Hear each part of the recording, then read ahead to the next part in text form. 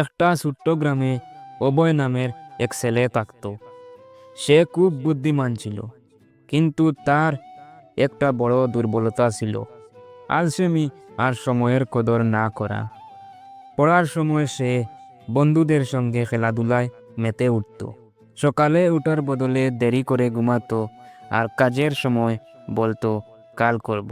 তার বাবা ছিলেন একজন চাষি। একদিন বাবা তাকে বললেন, বাবা, সময়ই সবচেয়ে বড় ধন। একবার হারিয়ে গেলে কেউ ফিরিয়ে দিতে পারে না। এর মূল্য বুঝতে শিখো। অভয় কথাটা হেলায় উড়িয়ে দিল। কয়েক মাস পর গ্রামে একটি বৃত্তি পরীক্ষার ঘোষণা হলো। যদি অভয় পাশ করত, তবে সে শহরে গিয়ে পড়াশোনা করতে পারত। বাবা তাকে বারবার বললেন, বাবা, সময় মতো পড়া শুরু করো, না হলে পরে আফসোস করবে। কিন্তু অভয় পরীক্ষার একদিন আগেই বই খুলল।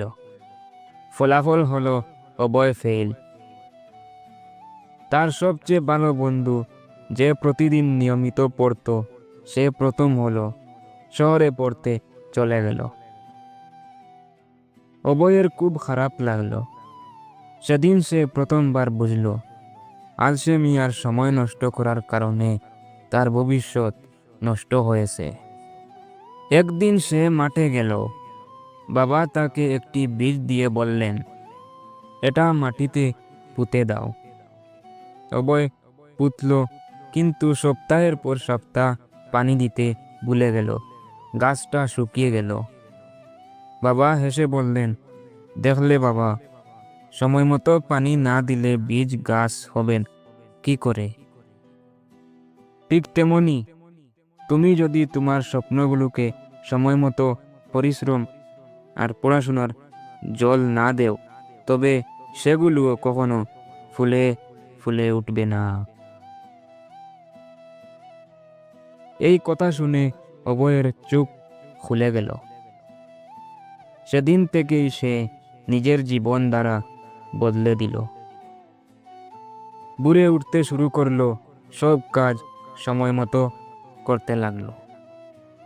2 বছর পর আবার সেই গ্রামে বৃত্তি পরীক্ষা হলো। এইবার অভয় দিন রাত পরিশ্রম করলো, সময়ের সঠিক ব্যবহার করলো।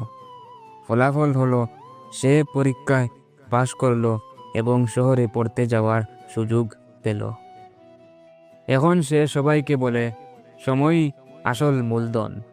যে সময়ের কদর করে, সফলতা নিজে থেকেই তার পায়ে এসে মাথা নুয়ায়। বন্ধুরা, এই ধরনের ভিডিও পাইবার লাগি আমার এই চ্যানেলটা সাবস্ক্রাইব, লাইক, শেয়ার করে লিবা। ধন্যবাদ।